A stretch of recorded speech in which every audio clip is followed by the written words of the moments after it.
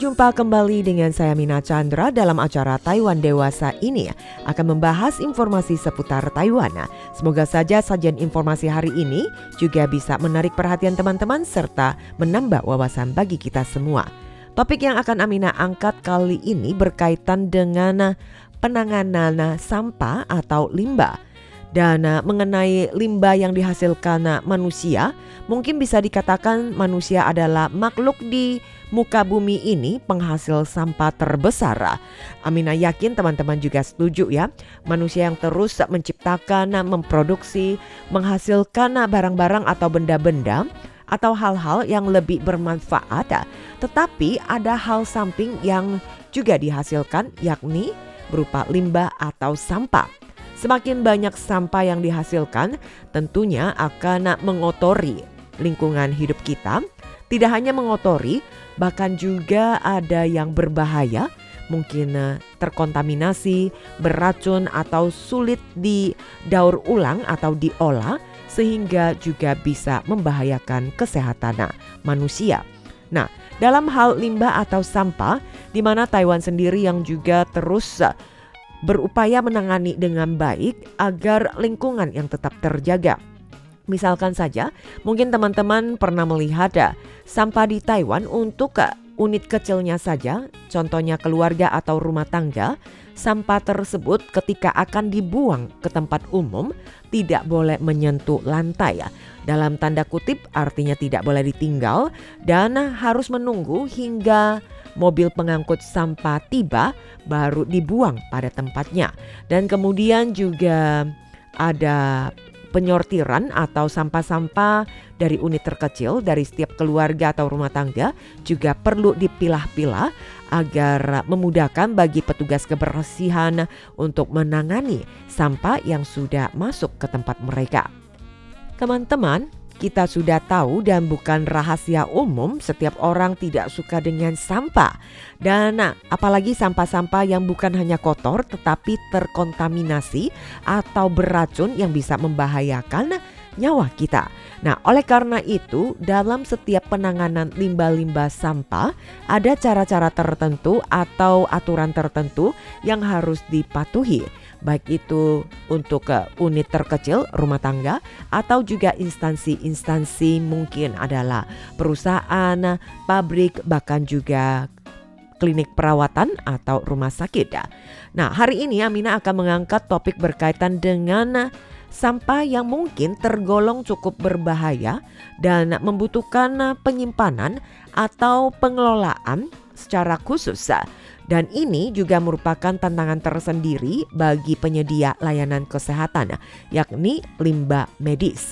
Dan kita ketahui bahwa kata sampah atau limbah adalah sisa buangan yang memang sudah tidak terpakai lagi. Kemudian di bidang kesehatan ini, limbah-limbah tersebut mungkin bisa berupa sarung tangan, masker, kain kasa, suntik jarum atau botol infus maupun jaringan manusia dan hewan, dan sampah-sampah dari kamar pasien dan lain sebagainya, atau juga kain-kain, kain kasa atau tisu-tisu bekas rendaman darah dan kita tidak ketahui bahwa darah tersebut berbahaya atau tidak, terkontaminasi atau tidak. Nah, tentunya untuk penanganan sampah dari dunia medis perlu lebih lanjut, harus ada secara khusus agar tidak menyebar kemana-mana. Nah, hasil sampah dari kegiatan medis seperti penelitian, pengujian, diagnosis, imunisasi ataupun perawatan kesehatan manusia ada yang berkemungkinan memiliki kandungan terinfeksi. Oleh karena itu, adanya aturan-aturan untuk instansi kesehatan, mungkin klinik atau rumah sakit, atau juga sampah-sampah yang disebut dengan sampah medis seperti jarum, sarung tangan yang dipakai untuk kesehatan atau medis ini juga perlu ditangani secara khusus. Jangan sembarang dibuang ke sampah biasa. Nah, ada sebuah kondisi yang cukup mengkhawatirkan masyarakat luar, di mana media sempat melaporkan saat membuang sampah, truk sampah di Puli di Kabupaten Nantau ditemukan memiliki tingkat radiasi abnormal dan ditolak oleh insinerator. Dan juga telah diperiksa oleh Komisi Keamanan Nuklir dan pihaknya mengatakan bahwa sumber radiasi yang tidak normal ini telah dikonfirmasi berasal dari popok yang bekas dipakai dengan kandungan nuklida lutetium 177 dan dinilai ini adalah limbah yang dihasilkan oleh pasien pengguna popok tersebut karena setelah menerima perawatan kedokteran nuklir dan setelah pulang ke rumah. Dan sampah tersebut yang sudah diisolasi ditangani dengan baik. Komisi Keamanan Nuklir meminta warga untuk tidak perlu khawatir karena tidak menyebar dan tidak akan memengaruhi kesehatan masyarakat. Dan pihaknya menyampaikan setelah mengetahui laporan media pada tanggal 8 Februari segera mengutus tim untuk menghubungi kebersihan puli di Kabupaten Nantau dan juga mengirim personal dengan peralatan deteksi radiasi untuk ke tempat penyimpanan atau ke tempat sampah tersebut dan mendeteksi radiasi dan juga untuk tindak lanjutnya. Dan setelah dilakukan pemeriksaan awal dengan detektor radiasi portable, dikonfirmasi bahwa radiasi abnormal tersebut sebagian berasal dari popok bekas. Dan pemeriksaan lebih lanjut dengan alat analisis nuklida, di mana mengkonfirmasi nuklida tersebut adalah lutetium 177. Dan pihaknya menjelaskan bahwa kandungan lutetium 177 ini merupakan nuklida radioaktif yang digunakan untuk keperluan medis, memiliki karakteristik partikel beta berenergi rendah dan paru waktu pendek. Saat ini diketahui kandungan lutetium 177 terutama digunakan untuk mengobati tumor neuroendokrin atau kanker prostata. Dan dinilai kejadian ini terjadi disebabkan limbah rumah tangga yang dihasilkan oleh seorang pasien yang setelah menjalani perawatan kesehatan, kemudian rawat jalan sepulang ke rumahnya, dia tetap menggunakan popok dan popoknya tersebut tidak dikelola dengan baik.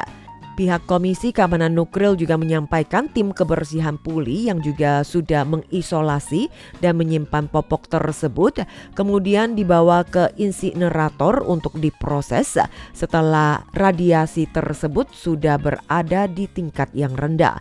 Oleh karena itu, selama proses tersebut tidak akan ada dampak kesehatan terhadap petugas kebersihan ataupun masyarakat umum.